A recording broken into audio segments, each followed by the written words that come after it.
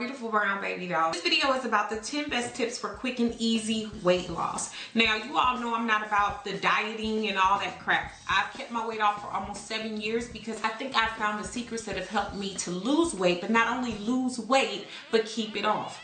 As you all know, I lost over 100 pounds in less than a year, and it really was not that hard once I understood the techniques to true weight loss. So let me go ahead and give you those tips. Number one, organize the food that you have at home already and prioritize. A lot of times we find that we're not even eating at home. A lot of us are eating McDonald's, we're eating Wendy's. That was my problem. I was eating high fat content food and a lot of processed food out and about on the town. Just easy, fast stuff because my lifestyle is so quick. So that's what I was doing. So I had to prioritize what was important to me to have at home. Vegetables, proteins, lean dairy, things like that, things of that sort. Fruits, I'm not a big fruit person, but those are also good things that can be included. Even if you're a mother or a father, make sure you know exactly what your kids are eating because those could be things that are impeding upon you living a healthier lifestyle. Number two, journal exactly what it is you're eating. Sometimes it's very disgusting to see exactly what you're eating. When I started journaling what I was eating, it was horrible. Like, I kept a nutrition tracker, and that tracker actually helped me see some of the gross foods that I was eating. Things that were just kind of unnecessary, that were giving me like calories galore, that weren't fulfilling, that weren't satiating my appetite. Journaling them helped me face that fact. And a lot of times we don't lose weight because we don't want to face exactly what we're doing to ourselves and the detriment we're causing our bodies. No, you're not going to change all this overnight, but it can be slow and steady changes along the way. And if you fail, don't beat yourself up. Number three is don't start depriving yourself. A lot of us think that dieting or losing weight or living a healthier lifestyle is about eating wafers, eating little nasty foods that don't nobody want to eat. Let's be real here. We all think of dieting as something that's a punishment. If you think of something as a punishment, how long are you actually going to want to do it? I don't like to physically or emotionally stress myself out over food. I've done it for more than half of my life. When I want to have a little seafood gumbo, I have a little seafood gumbo. When I want to have, you know, some sushi or something else out on the town, I do that. You know why? Because the more you deprive yourself, the more you're going to binge when you get it. So therefore, every week when I was losing weight, I would take 5 strict days. And when I say strict days, they still had good food infused. But by the weekend, I allowed myself to go to the Chinese buffet and have things that I wanted and take a little bit of this and a little bit of that. But what you'll find, by infusing those 5 strict days of the week, you're not going to want to overeat or binge or throw away everything you worked so hard for all week anyway. So number 4, eat good food.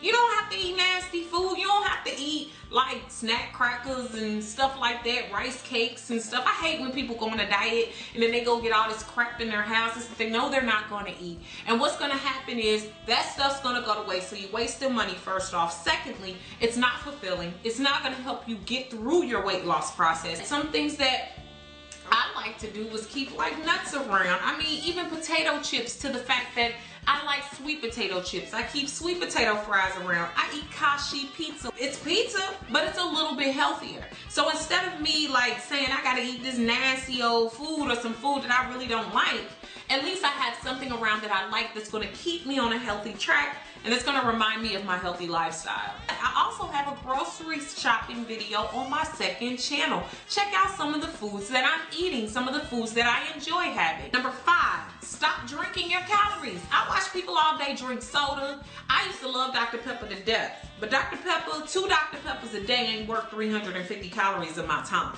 It's not worth it.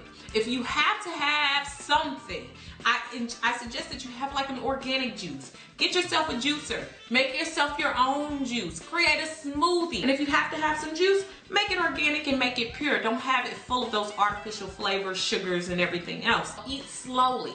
I find that when I eat slowly, I don't take in as many calories. A lot of times my problem was gorging on food, and I don't allow myself to get that hungry anymore anyway.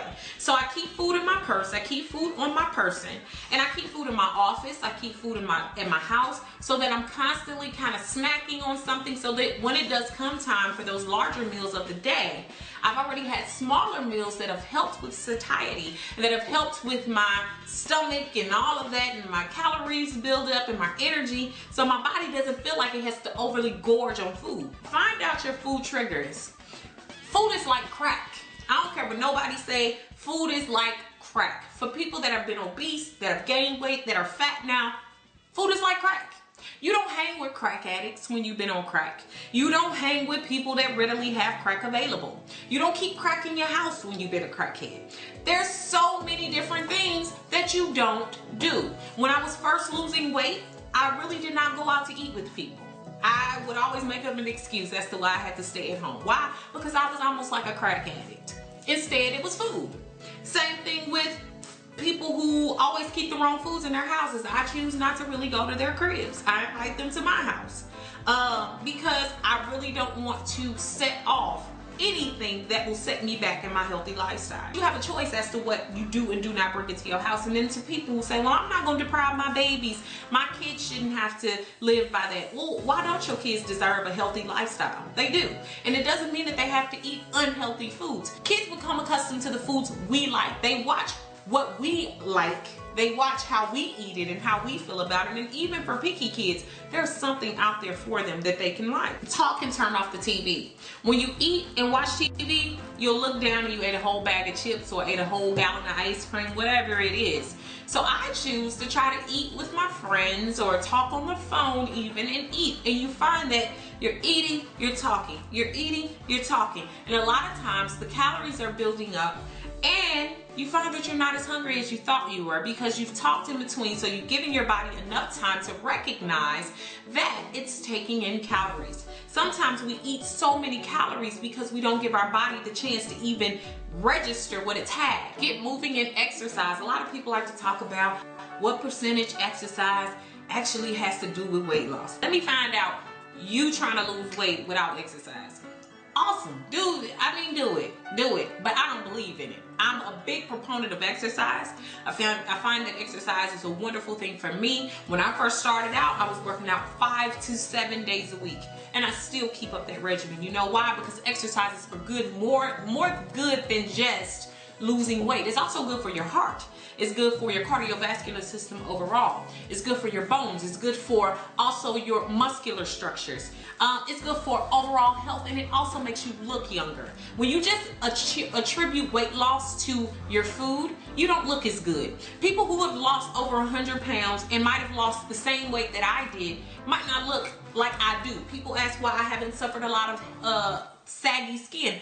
I lifted weights and I also did cardio heavily throughout my weight loss journey. And I worked out for about 45 minutes to an hour and a half per day. And that really combated a lot of the nastiness that comes from weight gain. Number 10, stop taking the advice of a million different people. I don't know how many times people who wasn't practicing what they preached tried to be a part of my weight loss journey. Everything that I did, somebody had something to say about.